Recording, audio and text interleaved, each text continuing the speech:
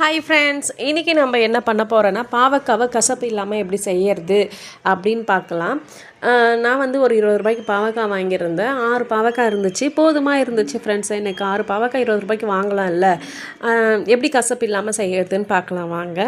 First வந்து பாவக்காவை இது மாதிரி மெலிசாக கட் பண்ணிக்கணும் ஃப்ரெண்ட்ஸ். கட் பண்ணிக்கின்னு அது கூட பார்த்திங்கன்னா ஒரு கைப்பிடி உப்பு, மஞ்சத்தூள் போட்டுக்கணும் ஃப்ரெண்ட்ஸ். மஞ்சத்தூள் போட்ட உடனே நம்ம எவ்வளோ அளவுக்கு பிசைய முடியுமோ அந்த அளவுக்கு பிசையணும் ஃப்ரெண்ட்ஸ். இது மாதிரி நல்லா பிசைஞ்சிக்கணும்.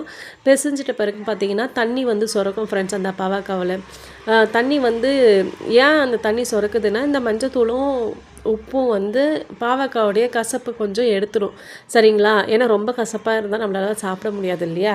அதனால் இந்த டைப்பில் நான் எங்கள் அம்மா சொல்லி தந்த மாதிரி நான் பண்ணுவேன் ஃப்ரெண்ட்ஸ். பசங்களும் ரொம்ப விரும்பி சாப்பிடுவாங்க, என்னுடைய மாமாவும் நல்லா சாப்பிடுவாங்க. அதுக்கப்புறம் பார்த்திங்கன்னா நல்லா புழிஞ்சிட்டு 2 தண்ணியில் போட்டு நல்லா அலசிடணும் ஃப்ரெண்ட்ஸ். அந்த பாவக்காவை நல்லா அலசிட்டு நம்மளால் எவ்வளோ முடியுமோ அந்த அளவுக்கு டைட்டாக புழியணும் ஃப்ரெண்ட்ஸ். தண்ணி இருக்கக்கூடாது, தண்ணி இல்லாமல் ரொம்ப டைட்டாக பிழிஞ்சிட்டு கடாய் காய வச்சுட்டு எண்ணெய் ஊற்றிக்கணும் ஃப்ரெண்ட்ஸ். அந்த பாவக்காய் வந்து வதங்குற வரைக்கும் நம்ம வந்து காய் கட் பண்ணக்குள்ளேயே முத்தின சீட்ஸ் ஒரு பாவக்காயில் இருந்துச்சு. சரி, அதை ஏன் வேஸ்ட் பண்ணணும், நல்லா இருந்துச்சு அப்படின்னு சொல்லிட்டு நான் போயிட்டு செடி கூடயே மண்ணில் புதைச்சி வச்சுட்டேன். புதைச்சி வச்சிட்ட பிறகு ருத்ராவை காணான்ட்டு தேடனா ருத்ரா மேடம் என்ன பண்ணிகிட்ருக்காங்கன்னு பாருங்கள். இன்னொரு சமையலுமே ரெடி ஆகிட்டுருக்கு நம்ம வீட்டில். என்ன பண்ணுறேன்னு கேட்டால் சமைக்கிறேன் அப்படின்னு சொல்லியிருந்தாங்க. சரி, அது அப்புறமேட்டு பார்க்கலாம் வாங்க.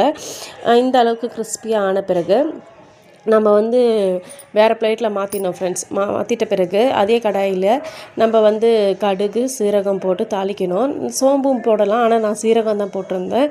தாளிச்சிட்ட பிறகு வெங்காயம் போட்டு நல்லா வதங்கணும் ஃப்ரெண்ட்ஸ். வதங்கிட்ட பிறகு அது கூட வந்து இஞ்சி பூண்டு பேஸ்ட்டு அதுக்கு முன்னாடியே ரெடி பண்ணி வச்சுட்டேன். இஞ்சி பூண்டு பேஸ்ட்டு, கருவேப்பிலை, தக்காளி, இது மட்டுமே அதுக்கு போதுமானது ஃப்ரெண்ட்ஸ். அந்த சுக்கா பண்ணுறதுக்கு, பாவக்காய் சுக்கா பண்ணுறதுக்கு.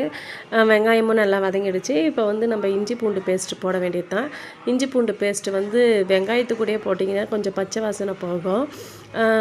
அப்படியும் போட்டுட்டு நான் வந்து நல்லா வதக்கி விட்டுட்டு அது கூடயே பார்த்திங்கன்னா தக்காளியும் ஆட் பண்ணிவிட்டேன். தக்காளி வந்து நல்லா கெட்டி இல்லாமல் நான் கொஞ்சம் நல்லா மேஷ் ஆகிற வரைக்கும் நம்ம நல்லா வதக்கிடணும் ஃப்ரெண்ட்ஸ்.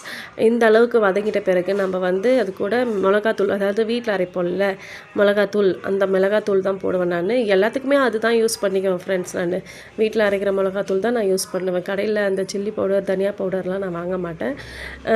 தேவை இருந்தால் மட்டுமே வாங்குவேன், சரிங்களா? அதுக்கப்புறம் கொஞ்சம் உப்பு போட்டுட்டு நம்ம தனியாக எடுத்து வச்சுருந்தோம் இல்லையா பாவக்காய் வதங்கி, அதை எடுத்து